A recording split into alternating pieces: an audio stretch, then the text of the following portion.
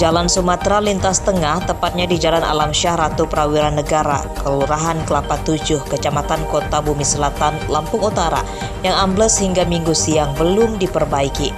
Hampir separuh badan jalan ini berlubang selebar hingga 4 meter dengan kedalaman lebih 2 meter. Jalan ambles akibat gorong-gorong di bawah jalan ambrol saat hujan lebat pada Sabtu pagi.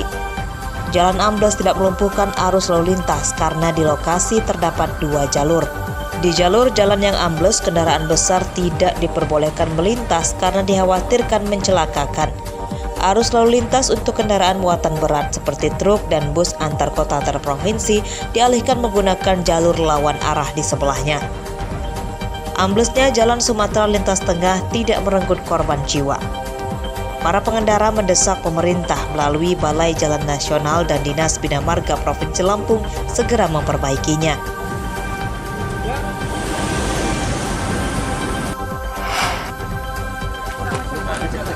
Timbunan hampir 25 ton minyak curah oleh sejumlah distributor di Lampung dibongkar oleh Kementerian Perdagangan bersama Polda Lampung pada Sabtu lalu. Minyak curah itu ditemukan sudah dikemas ke dalam hampir 10.000 botol. Menurut petugas Kementerian Perdagangan, puluhan ton minyak curah itu seharusnya dikemas dalam botol dengan merek minyak kita berukuran 1, 2, dan 5 liter. Namun botol-botol isi minyak curah itu malah dijual menggunakan merek lain dan dijual di atas harga Rp14.000 per liter atau di atas HET minyak kita. Puluhan ton minyak curah yang sudah dikemas dalam ribuan botol ini disita dari 6 lokasi di Bandar Lampung dan Lampung Selatan. Pada kasus penimbunan minyak bersubsidi ini, belum ada satupun orang yang ditangkap atau ditetapkan sebagai tersangka. Polisi berjanji akan segera melakukan penegakan hukum kepada para distributor minyak nakal itu. Seluruh barang bukti ditahan di Mapolda Lampung. Nantinya minyak itu akan diolah kembali dan akan didistribusikan sesuai ketentuan yang berlaku.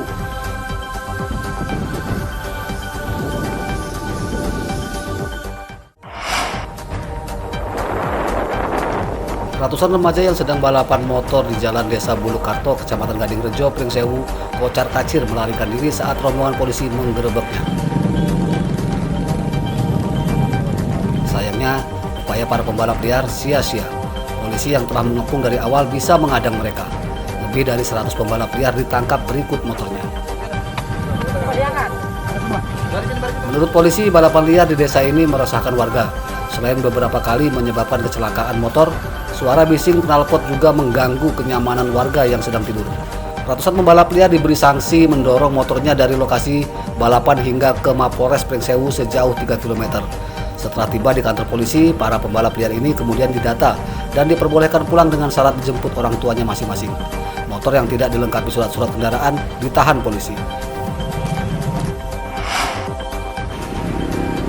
Setelah melakukan penyelidikan selama 8 bulan, Kejaksaan Tinggi Lampung akhirnya menetapkan 3 tersangka dugaan korupsi retribusi sampah di Dinas Lingkungan Hidup atau DLH Bandar Lampung. Ketiga tersangka adalah mantan Kepala Dinas bernama Syariwansyah, Kepala Bidang bernama Haris Fadilah, dan seorang bendahara bernama Hayati. Dari hasil penyelidikan Kejati, kerugian negara akibat korupsi itu mencapai hampir 7 miliar rupiah. Ketiga tersangka menggunakan uang retribusi sampah yang dipungut dari masyarakat untuk kepentingan pribadi dan operasional Dinas Lingkungan Hidup. Meski telah ditetapkan sebagai tersangka, namun ketiga pejabat itu belum ditahan.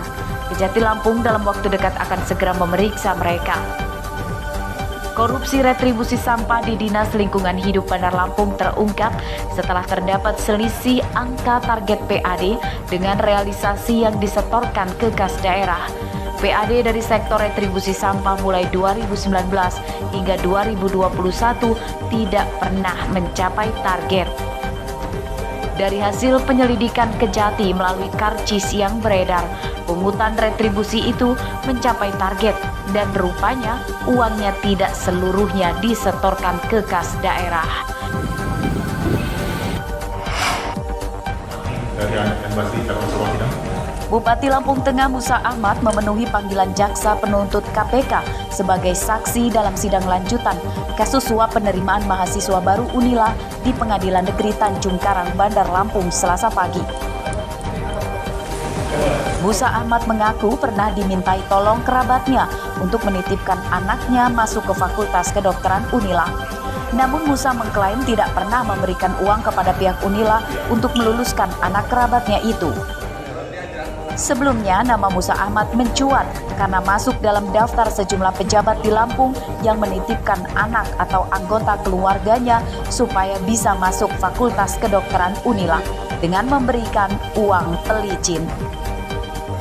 Musa akan diperiksa penyidik KPK bersama 6 saksi lainnya, yakni anggota DPRD Tulang Bawang Barat, Marzani, Kepala Biro Perencanaan dan Humas Unila, Budi Sutomo, anggota DPRD Lampung, Mardiana, istri mantan Rektor Enung Juhartini, serta politisi Partai Demokrat Lampung, Hengki Molanda dan Giani.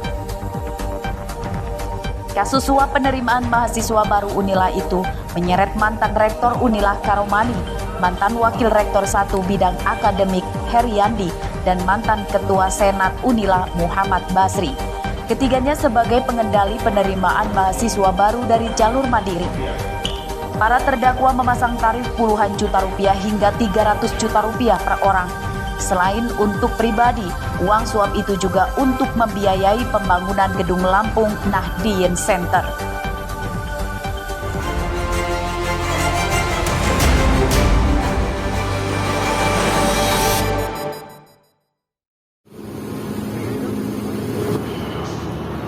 Lima 50 kapal Roro disiapkan Pelabuhan Bakauheni, Lampung Selatan untuk angkutan arus mudik Lebaran 2023.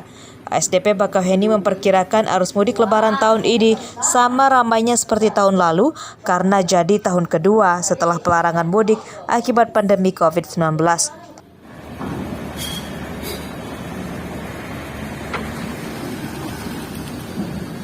Puluhan kapal Roro itu disiapkan pihak Gabungan Pengusaha Nasional Angkutan Sungai, Danau dan Penyeberangan atau Gapasdap Bakauheni. Dari 50 kapal yang disiapkan, 6 masih dalam perawatan atau docking.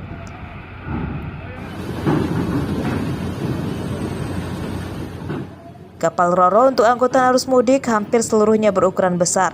Ini untuk mencegah terjadinya penumpukan calon penumpang dan kendaraan di pelabuhan.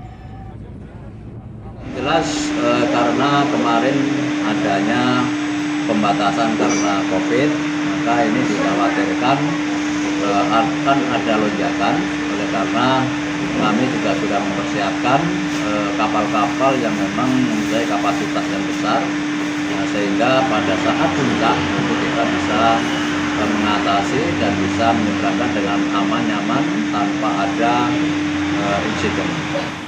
Tahun pertama setelah pemerintah mencabut larangan mudik pada 2022 lalu, jumlah pemudik dari Sumatera ke Jawa dan sebaliknya membludak. Antrian kendaraan di Pelabuhan Bakauheni mengular hingga ke jalan tol. Untuk mengurai kemacetan pemudik yang lebih parah, Kementerian Perhubungan akhirnya mengoperasikan 2 pelabuhan di Lampung untuk melayani pemudik. 2 pelabuhan yang dioperasikan saat itu, Pelabuhan Bakauheni dan Pelabuhan Barang Panjang yang melayani pelayaran dari Bandar Lampung ke Pelabuhan Ciwandan, Merak. Aris Susanto melaporkan dari Lampung Selatan.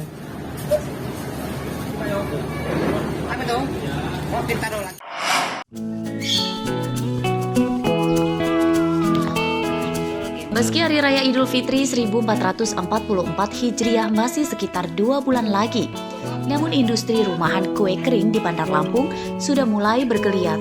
Salah satunya pengusaha kue bernama Hodijah, warga Jalan Merak, Kelurahan Sukarame, Bandar Lampung.